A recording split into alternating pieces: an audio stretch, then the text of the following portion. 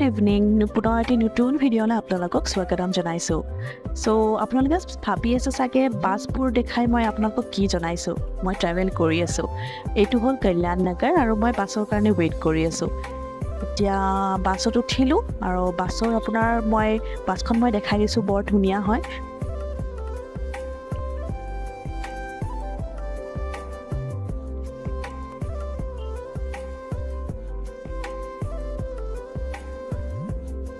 তো এনেদৰে মই বাছখনত বহিলোঁ আৰু মই পৰ্দাটো টানি লৈছোঁ বিকজ শুব বিৰাট মন গৈছে আৰু ইয়াৰে লগতে মোক দিছে পানী বটল এটা তো পানী বটলটো জেগাত থৈ দিলোঁ আৰু মই শুব ৰেডি হৈ গ'লোঁ ৰাতিপুৱা 7টা বজাতে মই বাছৰ পৰা নামিলোঁ আৰু তাৰে পৰা 10 মিনিট হয় তাৰ বাছ ষ্টেচনটোৰ পৰা মই এয়াৰপৰ্টলৈকে গৈ আছোঁ এতিয়া তাতে মই 3 ঘণ্টামান বহিব লাগিব চাগে কাৰণ মোৰ মা আৰু দেউতা আহি আছে হায়দৰাবাদ আৰু ৰিজনটো কি আপোনালোকক জনাম পিছলৈকে এতিয়া গৈ আছোঁ আৰু গৈ পাই মই অলপ পেট পূজা কৰিব লাগিব ওচৰতে এখন মই ৰেষ্টুৰেণ্ট দেখিলোঁ বহুতেই বেছি প্ৰাইচ বাট উপায় নাই ভোক লাগিছে মই বহুত আৰু তাকে মই এটা অৰ্ডাৰ দিলোঁ ইয়াতে মই অৰ্ডাৰ দিলোঁ আছাম টি আৰু এটা চেণ্ডউইচ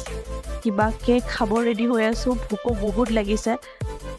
আপোনালোকে মোৰ মুখখন দেখি গমেই পাইছে কি মোৰ কিমান ভোক লাগিছে আৰু চেণ্ডউইচটো ইমান খাছ নাছিলে বাট কিবা এটা খাবই লাগিব ৰাতিপুৱা উঠি পেলাই চ' সেইকাৰণে ভাবিলোঁ চেণ্ডউইচটো আৰু চাহটো খাওঁ আপোনালোকে দেখি আছে পৰি গৈছে বস্তুবোৰ লাহে লাহে শ্ল' কৰি কাৰণ 3 ঘণ্টা 4 ঘণ্টা মই বহিবই লাগিব মাহঁতৰ ফ্লাইট ডিলে হৈ গ'ল 9:10লৈকে 8টা মানত আছিলে 8:50লৈকে আছিলে কিন্তু 9:10লৈকে ডিলে হৈ গ'ল আৰু আহি পাব 10 বা 11:30 চ' তাকে বোলো মই শ্ল'লি খাব ধৰিছোঁ এনেও মই 4 ঘণ্টা ৰখিবই লাগিব এনেদৰে ৰৈ মাহঁত আহি পালে আৰু মই ৰখি আছিলোঁ বেলেগ এটা জেগাত বাট মই এয়াৰপৰ্টটো আপোনালোকক দেখাই দিছোঁ এয়াৰপৰ্টটো বৰ ধুনীয়া আৰু বহুত ডাঙৰ হয় মই ফাৰ্ষ্টতে ধৰিবই পাৰি নাছিলোঁ যে মই ৰখোঁ ক'ত ইয়াতে বহুতকেইটা নাম্বাৰ আছিলে কিন্তু মই ৰখি আছিলোঁ অলপ বেলেগ জেগাত ফাইনেলি মাহঁতক লগ পালোঁ আৰু মই আপোনালোকক মা আৰু দেউতা মোৰ আগতে বহিছে তো তেওঁক দেখাব নোৱাৰিলোঁ প্ৰথম আহিছোঁ মই আৰু মোৰ মা দেউতা তো আমি একোৱেই নাজানো তো ড্ৰাইভাৰ ভাইয়াই আমাক হেল্প কৰি দিলে তেওঁৱে এখন হোটেল দেখাই দিলে বিৰাট ভালে লাগিছে কিন্তু ঠিক নহয় বাট আমি থাকিব পাৰোঁ আৰু এইটোৱেই ৰুমটো আপোনালোকক মই এবাৰ ৰুমটো কৰাই দিছোঁ হাই দিয়াচোন এটা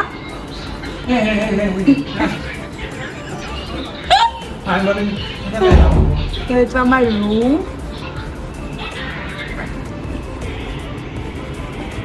আপোনালোকে মোৰ দেউতাকটো দেখিলে অলপ ফানি হয় কেতিয়াবা খঙালেও হয় কিন্তু ষ্টিল আজি আপোনালোকক দেখাই দিলোঁ আৰু এইটো আমাৰ ৰুম হয় আমি ৰেডি হৈ গ'লোঁ মানে কাপোৰবোৰ সলালোঁ আৰু অলপ ভোকো লাগিছিলে ভোক লগাৰ কাৰণে আমি ভাবিলোঁ খাবলৈও যাম বুলি এইটো উইণ্ড' ভিউ হয় ৰুমৰ পৰা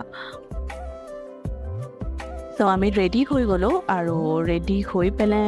মা মই আৰু দেউতা অলপ কিবা খাবলৈ যাম বাহিৰত তাকে মা আৰু দেউতাটো ৰেডি হৈছে মই এতিয়া ৰেডি হ'লোঁ হায়দৰাবাদত বহুত বৰষুণ দি আছে আৰু আমাৰ লগত এটা স্কেম হৈ গ'ল একচুৱেলি আমি গৈ আছিলোঁ বেম্বো আছামিজ ৰেষ্টুৰেণ্ট এখন বেম্বো শ্বুট বুলি তো তাতে ৰেষ্টুৰেণ্টখন বন্ধ পালোঁ তো তাকে দেউতাই এখন দেখা পালে আৰু এইখনটো আমি ভাবিলোঁ এখনে ট্ৰাই কৰোঁ তো 3rd ফ্ল'ৰত আমি গৈ আছোঁ তো ফাৰ্ষ্ট আমাক খাব দিছে বাটাৰ মিল্ক আৰু বাটাৰ মিল্কৰ লগত আমি 3জনে বহি পেলাই অলপ কথা পাতিলোঁ সিহঁতক মই ৰিভিউ সুধি আছোঁ বাট মোক নজনাই দিদা তোমাৰ ভয় লাগি আছে নেকি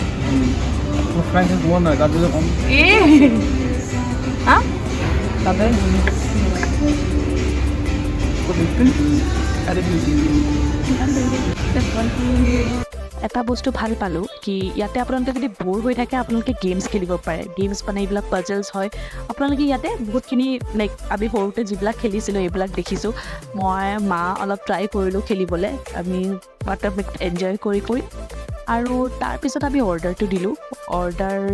দিয়াৰ আগতে আপোনালোকক মই এবাৰ ৰেষ্টুৰেণ্টখনৰ ফালে দেখাই দিছোঁ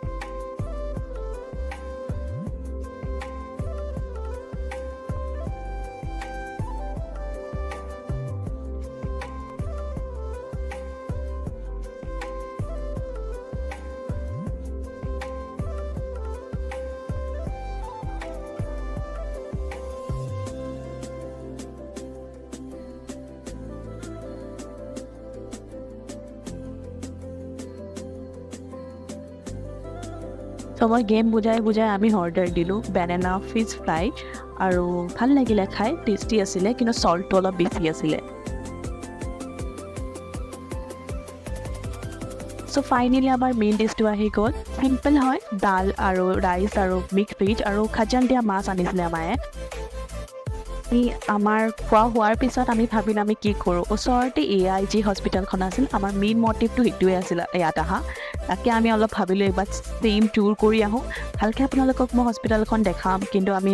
এবাৰ জাষ্ট চাব আহিছিলোঁ আজি আমি ইয়াতে ছেল্ফ ৰেজিষ্ট্ৰেশ্যনটো কৰিলোঁ আৰু ছেল্ফ ৰেজিষ্ট্ৰেশ্যনৰ লগত আমি চবখিনি ডিটেইলছ চালোঁ যে আমি ক'ত ডক্টৰ লগ পাম আৰু কেনেকৈ লগ পাম কেনেকৈ আমি হেল্প পাম ইয়াতে বহুতখিনি ফেচিলিটি আছে আৰু ভাল লাগিছে চাই পেলাই ইয়াতে list of service of AIG হস্পিটেলত কি আছে আৰু মোৰ মায়ে এইটো এলিভেটৰটো ভয় কৰে কিন্তু তথাপি আমি ট্ৰাই কৰাইছোঁ দেউতা আৰু মই